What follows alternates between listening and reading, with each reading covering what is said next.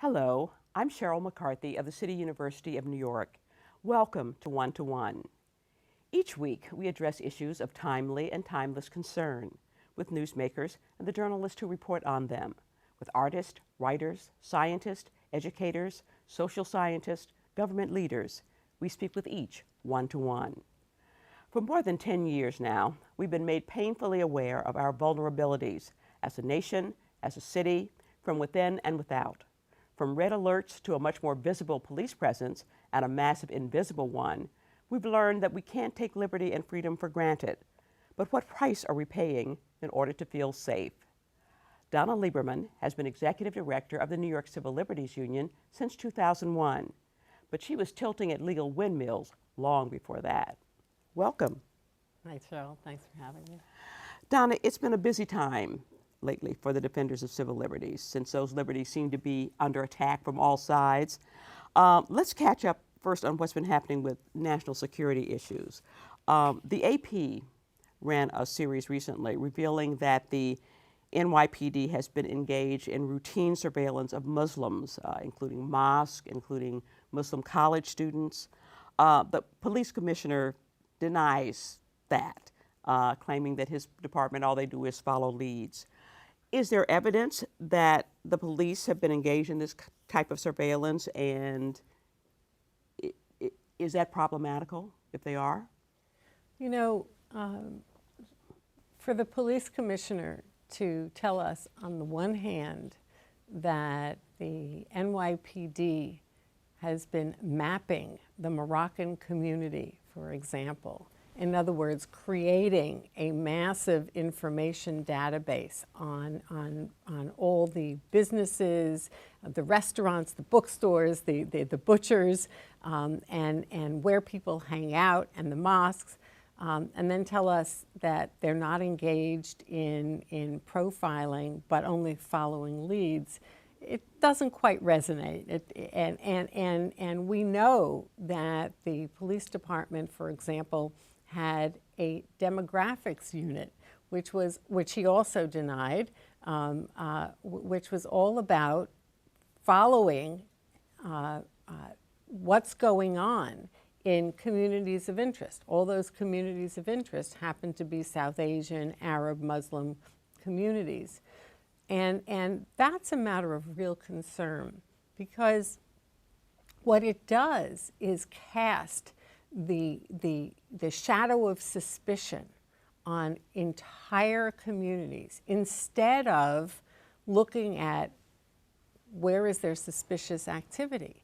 And if you cast the net of suspicion on an entire community, well then that community, the upstanding members of the community, which is the overwhelming majority, it's all but a handful, can't trust the police. They become alienated, so that when something goes wrong, people don't feel comfortable reporting it. So it really undermines, in the long run, our ability to engage in effective law enforcement. And when we look at the effective tools of stopping terrorist plots, you know, it's really been about community support for the police and community communications. So this is really an unnerving set of affairs, because A, it treats people like they're not part of our country, they're not part of our society, and it destroys their right to be viewed based on what they do, not the color of their skin or where they come from, and it undermines law enforcement. But the question is, how do you investigate, determine suspicious activity if you don't do intelligence work? And so how do you do the intelligence work? Well, you know, I think that's a really, really good question, and we count on the police to engage in intelligence gathering. Of course, you have to develop leads and follow them, but there's a world of difference between putting an entire community under surveillance and zeroing in on places and people of interest. And if it were about you or me, we could, in an instant, tell them why that's wrong. We could tell them why the entire Upper West Side of Manhattan should not be subjected to having our phones tapped and our kids followed to school and our habits when we go into Barnes and Nobles, right. Or an independent bookstore. Although there are probably people who argue that we should be under surveillance. Well, that's... the Upper West Side should be under surveillance. Oh, I forgot. Right. The NYPD has been engaged in a lot more stop and search activity since 9/11. I know at one time they were randomly searching vehicles coming through the tunnels and bridges into the city. There have been random searches of police using the subways. I saw some cops set up the other day. New Yorkers seem to be sort of okay with this. Is this still going on to a large extent, and does it raise any issues for you? Well, I want to talk about the stop and frisk activity that is not at all random and that has plagued communities of color for well over a decade now. Stop and frisk is a tool that the police have when they see some suspicious activity to begin an inquiry. But what we see in New York City is, from what used to be about 100,000 of these stops a year, we're now on course to have possibly as many as 700,000 stop and frisks on the streets of New York City in 2011. Last year it was a mere 600,000. Almost 90% of the people who are stopped and forced to account for themselves by the NYPD are totally innocent.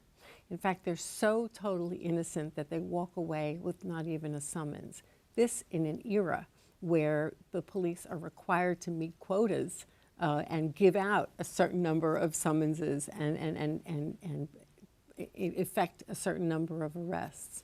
So, and who bears the brunt of this? It's not happening on the Upper West Side, the Upper East Side of Manhattan. It's happening in communities of color, in the Bronx, in South Bronx, in East Harlem. It's happening in Harlem. It's happening in Bed-Stuy. And what it means is that, particularly for parents of teenagers, when you raise your kid to be an upstanding citizen, you have to, as a parent, train your African-American teenager how to survive an encounter with the cops. Not just to be a good kid and not engage in rowdyism or whatever. Right. But how to survive an encounter with the cops who are going to grab you for going to the store to get a quart of milk, for going to football practice. Well, since the return rate is so low, since the overwhelming number of these people are not engaged in any kind of criminal like that, why are the cops doing it? Why do they do it? Well, they say, look, it works, crime is down, but that's really hype. Of course, crime is down, and that's good, and we all want to live in a safe neighborhood. We are all entitled to have police protection in our neighborhoods. But turning Bed-Stuy, or Bushwick into a police state is not the appropriate way to do it. The police are smarter than that. They are better than that. And the communities deserve better than that. They deserve not to be treated as suspects, but to be treated as by what they do, not by the color of their skin. And for kids, it's just, for teenagers, it's just so devastating to be condemned before you even get to grow up. Yeah. There have been a lot of complaints about the treatment of street demonstrators. Even before we get to Occupy Wall Street, which we will get to. Mm-hmm. But at least in the last 5 or 6 years, that if you're having a rally or demonstration, you get all pinned up into a small area. You can't move. Did this start under Giuliani or Bloomberg or? Well, Giuliani was no friend of the First Amendment. I guess that qualifies as major understatement. And unfortunately, despite the high hopes we had for Mayor Bloomberg, he kind of showed a tin ear to the First Amendment as well, starting with the February 15th, 2003 humongous anti-war demonstration where the police were just like all over it, wouldn't let people in, wouldn't let people out. They were using those pens as if they were like, you know, it was their party, you know, right. and they had the right to say who could come and go and when and how. The NYCLU went to court over the pens, and we won a ruling that if they use pens, they have to allow people to come and go as freely as possible. Still, people find the pens to be oppressive and intrusive. I think that what we've seen during the course of the Bloomberg administration is far too restrictive approaches to the right to protest. The notion of the police that it's theirs to command and control is really not in the spirit of the First Amendment, and people find that oppressive. But during Occupy Wall Street, if we want to go there now, I think we've seen both over-policing and abuse as well as some right decisions. The main right decision was the decision to let the protesters stay in Zuccotti Park. We believe that the police department had no choice. And more recently, we've seen the willingness to let them put up tents in the park. But there have been some other decisions like the mass arrests on the Brooklyn Bridge, which were just totally off the wall and inappropriate. Do you have lawyers who are defending any of those people, any of the arrested people? Well, the NYCLU has deployed teams over the course of the time that Occupy Wall Street has been in the park and elsewhere around the state, of legal observers to watch what's going on. We try to assist where appropriate in negotiating with the police so that mistakes don't happen based on lack of communication. And we've asked people who have suffered at the hands of police to let us know what their experiences are so that we can respond appropriately. We even just we're in the process of putting up on our website a vehicle. People can email their stories to protest@nyclu.org, and they can also ask questions, like if they don't know what their rights are. We have these cards, Know Your Right to Protest in New York City, that we give out at Zuccotti Park all the time, and people are really grateful to have them. We've put a lot of literature in the Zuccotti Park Library. Most people don't know.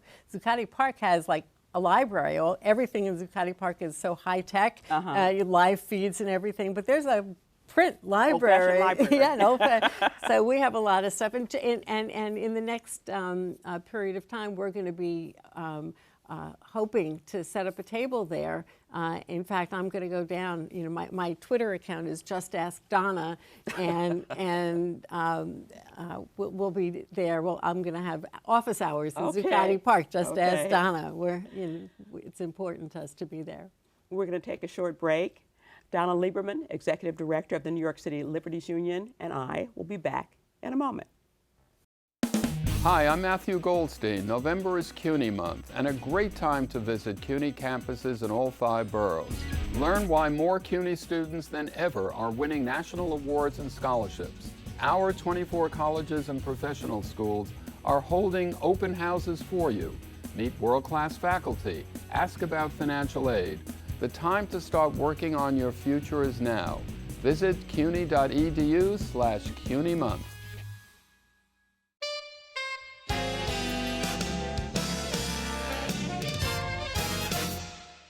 Welcome back to One to One. I'm Sheryl McCarthy of the City University of New York, and I'm talking with Donna Lieberman, Executive Director of the New York Civil Liberties Union.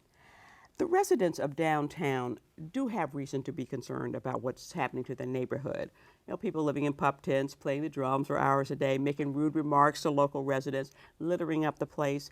How do you strike a balance between the rights of the protesters and the rights of the people who live there? Well, I think that's an important question, and actually, I think the issue about drumming, which is music to some people's ears and noise to others, is an example of how you balance the rights.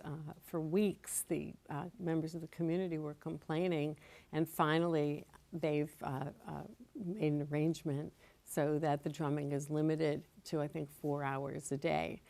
You know, the protesters don't gain anything if they alienate the community. And I think that the reasonable accommodation is the way to go. You can't stop people from, you know, if an isolated person is making a rude comment to a passerby, you can't stop that. But when there's behavior that is interfering with other people's right to live, you know, to live their lives and to be in their homes, you know, in relative peace and quiet, then you know, limits are appropriate.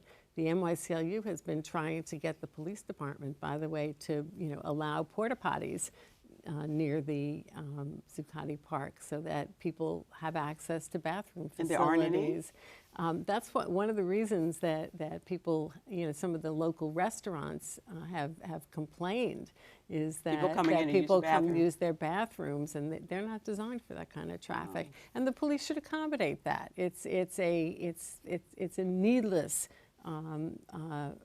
harassment to not let them have the porta potties there, and everybody would be happier. The protest is there, and you know, what did they used to say about the post office? Rain or snow or sleet. Right. You know, it looks like they're going to be there for a while, and it's best for everybody if there's flexibility so that they can stay. Now the protesters do seem to look for opportunities to provoke confrontations with the police. I mean, because it's sort of like if you're just in their park there, peacefully, after a while everybody forgets about you. But if you could, you know, if the police have told you you can't march out in the street, then you go and march out in the street, and that guarantees there's going to be some kind of clash, and it's going to be in the paper. I don't know. What do you Well, think? I think that I don't know that they're looking for, you know, to provoke confrontations with the police. I would say that they are clearly interested in pushing the limits of free speech. They don't get permits for their demonstrations, and because they don't think you ought to have to get a permit to demonstrate. And while the law allows the police to restrict access to the streets for a demonstration, here in New York you can march on the sidewalk without a permit, and you can. That's why they don't have sound. They can't get a sound permit. I'm not sure that they applied for one, and that's why they use the human microphone.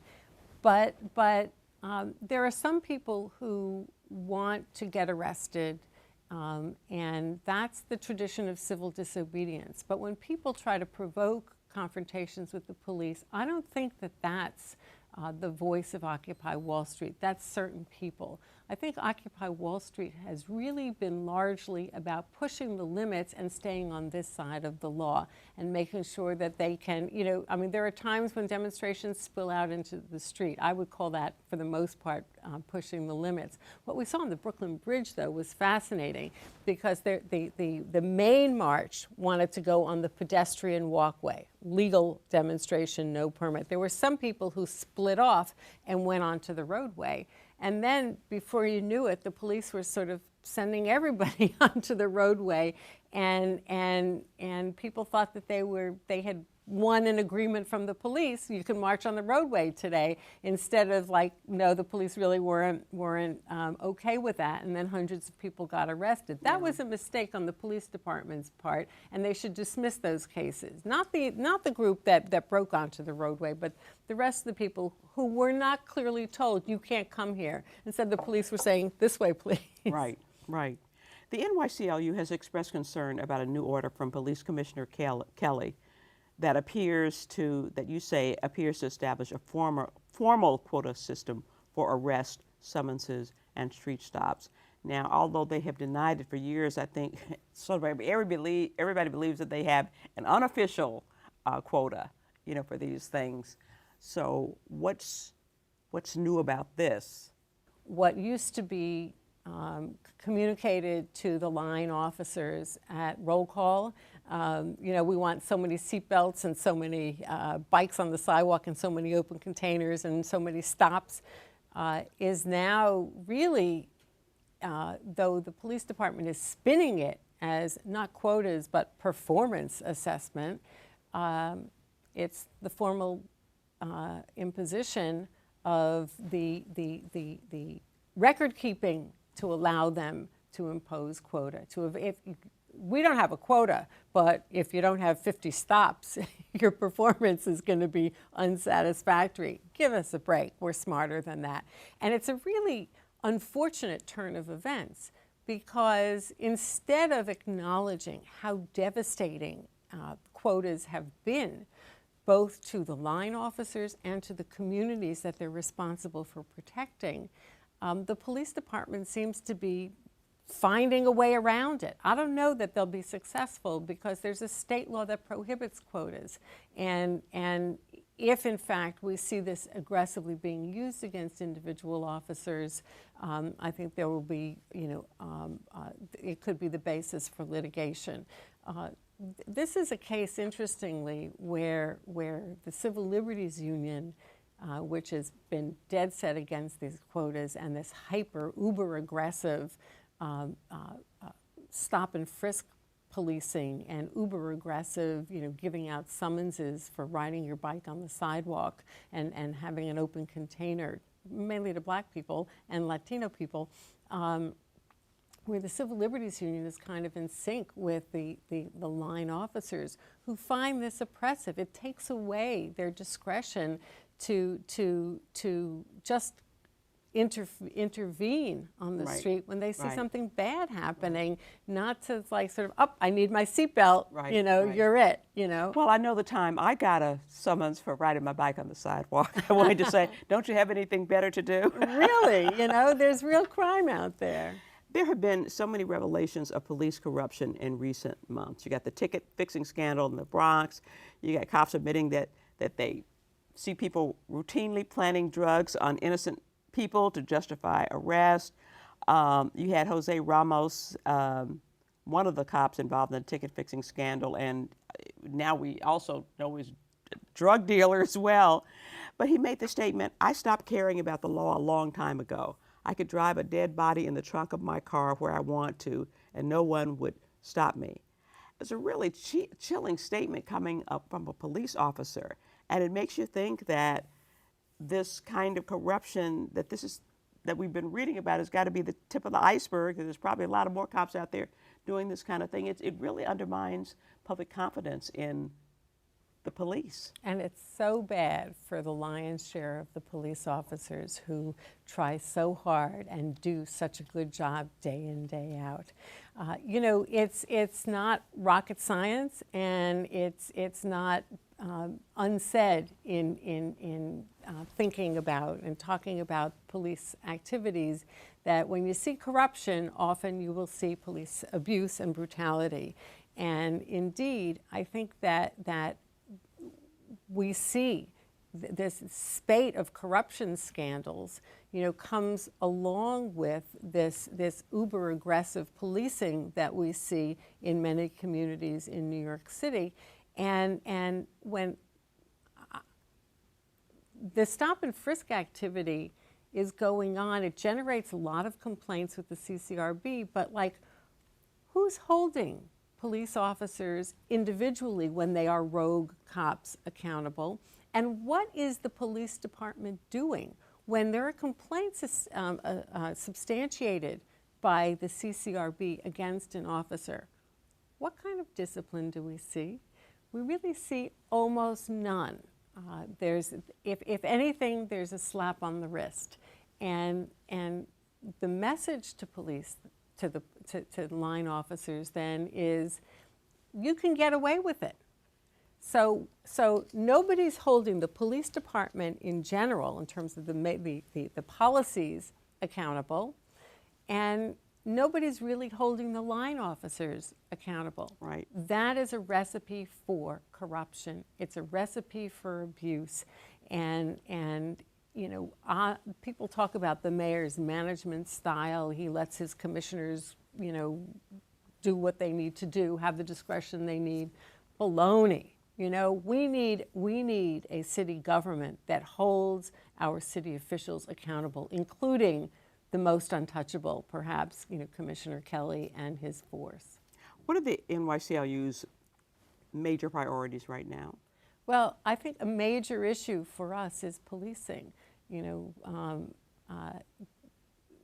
we we're in the process of surveying nearly 5,000 New Yorkers from all over the city about their attitudes and confidence in the police. And I wouldn't be surprised if what emerges isn't a tale of two cities, that life is so different for privileged New Yorkers and white New Yorkers than it is for New Yorkers of color. And that's a tale that needs to be told, and it's something we're working on a lot. Policing on the street, but also our schools. We see the same kind of attitude towards kids, and largely kids of color, infusing the way we handle school discipline, whether it's the 5,000 school safety agents who are in the schools. No cutbacks there, but we're cutting back teachers. And what happens in many schools is that what ought to result in a trip to the principal's office is now a trip to the local precinct, you know, for writing on the desk, for cursing, for being late to class. This happens, and it's wrong. And the kids who bear the brunt of it are some of the most vulnerable kids in the system.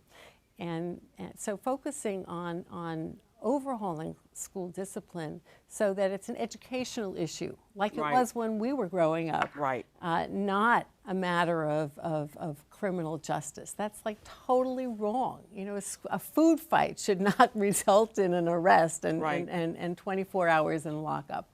And that's unfortunately the way the police department sees school discipline, but school discipline is a teaching matter. It's a growing up matter, not a cops matter.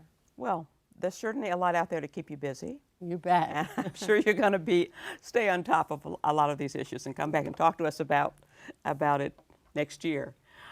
I want to thank Donna Lieberman, Executive Director of the New York City Liberties Union, for joining me today.